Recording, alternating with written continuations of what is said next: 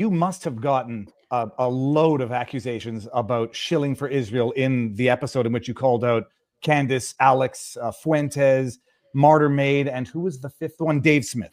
Well, I didn't really call out Alex to be clear. I just played up. So to clarify, there's a montage of people who talked about World War III. And some people were included in there, but I wasn't calling them out. And I really wanted to be clear. And I said this 3 times, almost like the rule of advertising. I said, look, people make mistakes. People get stories wrong. That happens all the time. And we've done that. We have an admonish button for that.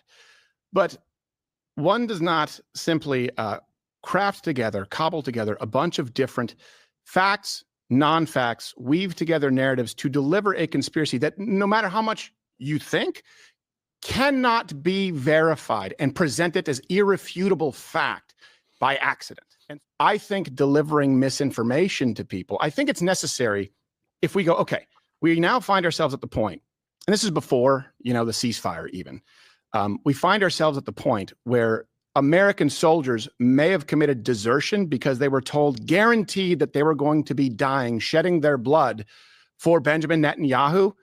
You have to ask, how did we get there? And there's no answer other than dishonesty or just complete irresponsibility. And so I want to be really clear. I'm differentiating between people who are critical, people who are skeptical, and people who presented a narrative to folks as though it was a fact, and people would take measures and make consequential decisions. I do think, and this is a comedy show. We just had Pinocchio dropping the N-bomb today on the show in a sketch. But I do think we bear some responsibility to attempt to be accurate.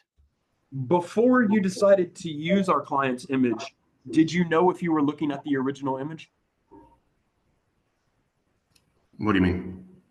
If the image that you were looking at was the original image, or if it had been somebody else's edited image, if it had been cropped, changed, manipulated, anything like that. I don't recall at this time. That would have been a process with staff with any image. Did you know who took the original image? I don't recall at this time. Did you know when the photo was taken? I don't recall at this time. That's why I referenced the person who had included that image. Did you know where the photo was taken?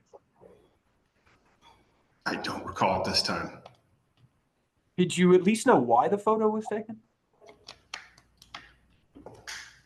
Again, I don't recall at this time. Okay. Well, we know we're looking at a booking photograph, right? Beg your pardon? We know we're looking at a booking, the photo that you used in my client, we know we're looking at a booking photograph. A booking photograph? Correct. You mean do you mean a mugshot? Correct. Well, I don't know that we know that right now, but that was the reporting from sources at that time. Let's put it this way. That's the information you had at that time. That's the information that was being reported on at that time. All right. Considering it was in other words, if the information you relied on is, hey, I'm looking at a mugshot, I'm looking at a booking photograph. Well, let me go back. Let me actually scratch that question. You knew the shooter wasn't arrested for the shooting, right? Yes. Okay. And you knew that from law enforcement on their announcement of his name and age and details that he had no criminal history, right? That the shooter had no criminal history? Right. The shooter who was killed in Allen? Correct. I don't recall that at this time that he had no criminal history. Would it be the normal practice of your show when covering an event like this to keep up with the announcements from DPS and City of Allen Police, the law enforcement officials? Objection form. I don't know at that specific instance in time. I would imagine there'd be an aggregation of sources. Okay. Well, let me ask you this: if you had, I imagine that's where we got the footage. I don't know where we got the footage of the officer who, shot the shooter. Sure. Okay. But again, I don't remember. Assume for me that you had taken the efforts to find out about the details of the shooter, right? That he was Mauricio Garcia, 33 years of age, Dallas, Texas, no criminal history. If you had known that information, you would have known the image that you were looking at, this mugshot, was not the shooter, right? No. All right, well, let me try to walk you through the logic of this. I'm gonna go ahead and assume for me that you knew, right? And I don't know if you did. I don't know if you did or you did not look at this or whatever. I'm not making that assumption. But if you did know the shooter had no criminal history and you knew he wasn't arrested for the shooting, you knew that mugshot wasn't a picture of the shooter, right? That if you had known that information, you would have reached that conclusion. No. Can you explain to me how a person with no criminal history and no arrest for the shooting, how they would have a mugshot? You were the one who said we are under the assumption that it's a mugshot. I know that at that moment, Mauricio, I just want to make sure I'm understanding Mauricio, because obviously it's a little complicated. You just mentioned Mauricio Garcia, 33 years old, right? Dallas, Texas area, Hispanic. That information is accurate to my understanding. Yes, all that's accurate. Okay. And the image was not. Right. The image is Mauricio Garcia, 36 years old in Dallas. Right. I understand that. Okay. What I'm asking you is something a little different. Is that if the information you were being reported is, hey, this mugshot is the shooter. But if you had known he had no criminal history and wasn't arrested for the shooting, you should have concluded based on that information that that's not the shooter. Is that fair? No, I disagree. Okay. Again, can you try to explain to me how somebody who has no criminal history and was not arrested for the shooting, how they would have a booking photograph?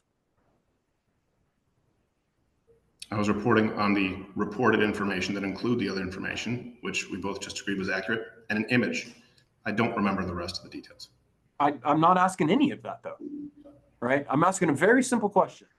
Is if you had known, in fact, let's go ahead and take this completely away from the Allen shooting and treat this as a hypothetical, all right? You have an individual you're trying to identify and match with a picture, all right? And you have two pieces of information. On one, you have somebody reporting, hey, this mugshot is the shooter. And then the other piece of information you have is that person has no criminal history and that person was not arrested for the event. If you know those two pieces of information, you should know that the first piece of information, that mugshot, is not the shooter, right? It's a hypothetical question. I don't know that the researchers at that moment in time knew that. I don't know that that was included in the original reporting. And it's why we made sure to list the original reporting and report it on their reporting. I don't know that information was known. I'm sitting here, I'm telling you right now, I don't think you or your people did know that. I don't think so. I have positions about whether I think you should have known that. But what I'm asking is, if you did know it, if you did know the shooter had no criminal history and you did know that the shooter was not arrested at the scene, then you would have known that a mugshot was not the shooter, or at least would have raised serious doubts about whether that was the correct image, right? If one did know that there was no criminal history, if one knew that there had never been any type of image taken in a police precinct or legal type situation or context, if one knew that definitively and then knew that that was definitively a mugshot, then that would be a reasonable assumption, I believe, if I've met those prerequisites that you've said. And now assume for me that you didn't know for sure, but you had conflicting reports. You had one report saying it was a mugshot. You had another report saying there was no criminal history and no arrest. Without knowing which one is true, you would agree that that would create a situation in which that would produce significant doubt about whether that image is correct or not. Objection form. Right? I don't know. All right. And I'll make another joke. Well, I asked permission, when we said we're going to do this, it's like we got to pre-record, and I was like, oh, the lawyers want us to pre-record. I was like, oh, is that because they want to make sure of no, that's not the lawyers. That's just because I have to go. Hey, do you remember in Montreal? Remember Park Safari? Yeah, for sure. I got some good video at Park Safari. Yeah, my brother got bitten by a zebra, ended up in the emergency room. There's something near here where it's like I have these activities summer with the kids, and one of them is a crappy version or an even crappier version of Park Safari in Texas. So no, we very rarely pre-record as well. It's not okay, you can ask me anything. I was going to make a joke, but that we already started off on the on the list of words you can't say. But hold on, Park Safari in Canada and Quebec, We were there when ostriches were going around pecking people, and I got a good video of that. We don't have the same like liability litigious society that exists in America. Who got bitten by a zebra in America? No, my brother got bitten by a zebra at Park Safari in Quebec. the suburb. Yeah, in Quebec. Okay. In Quebec. Yeah, I just turned around. My brother was about 9 years old. Yeah, and I look, and he was like chewing cud. Just, oh my God. Okay. And he wouldn't let go. So, anyways, but I have a safari thing where you drive in your car and you throw some food at a few ducks with the little ones. Very cool. Now, Steve. Okay, so you